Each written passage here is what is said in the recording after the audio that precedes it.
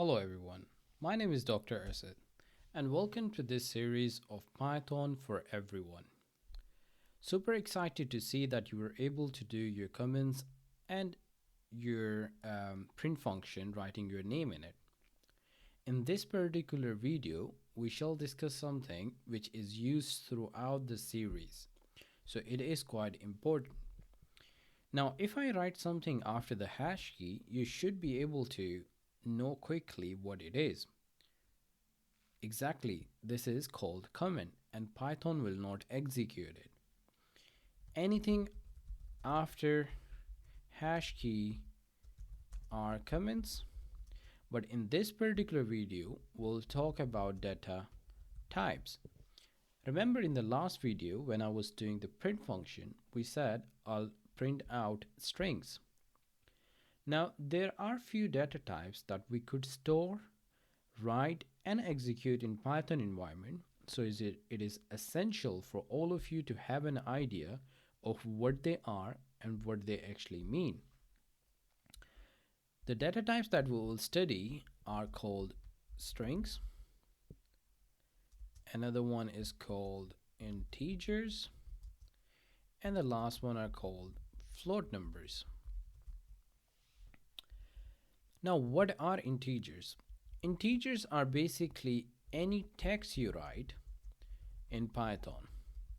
So your name, it could be your name, it could be your address, anything at all that we speak is called a string.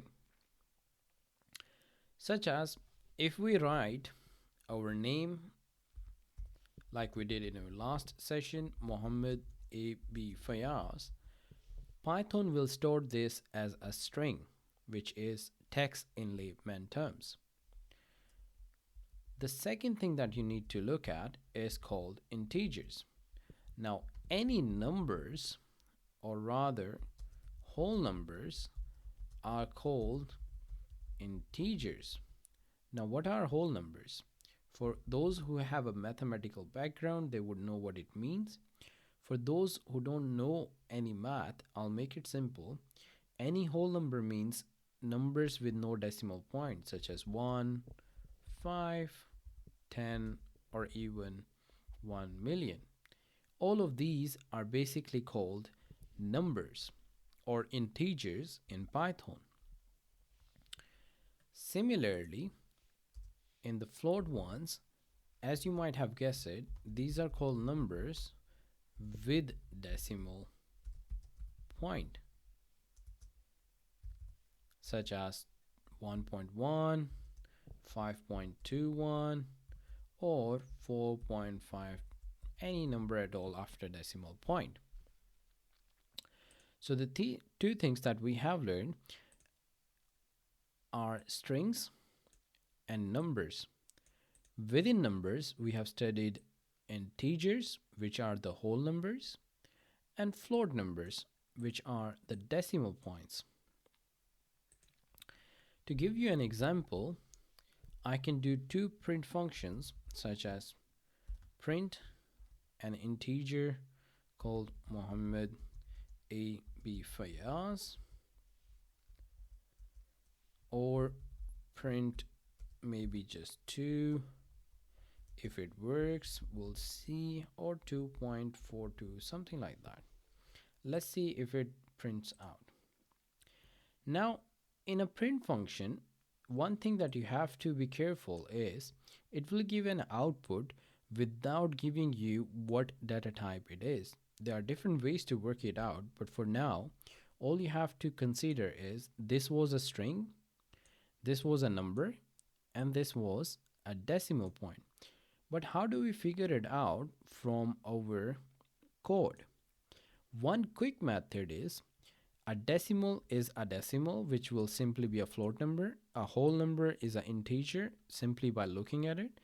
And any string in our Python code is either enclosed by double quotation mark or single quotation mark.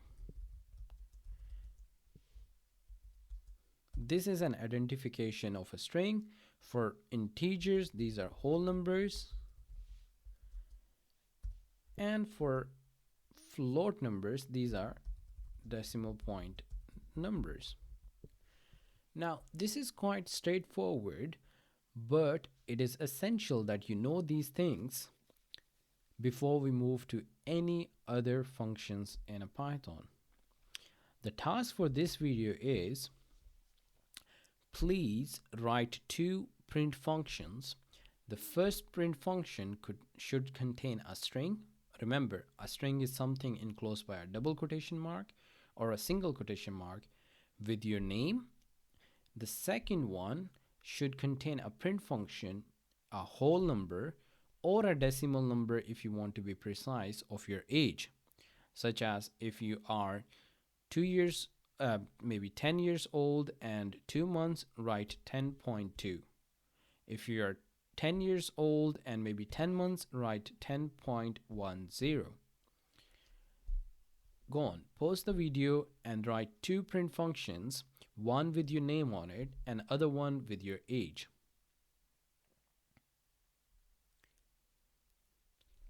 Well done. You have written two print functions with your name on it and also with your age on. If not, pause the video and redo it so I can see in the comment sections.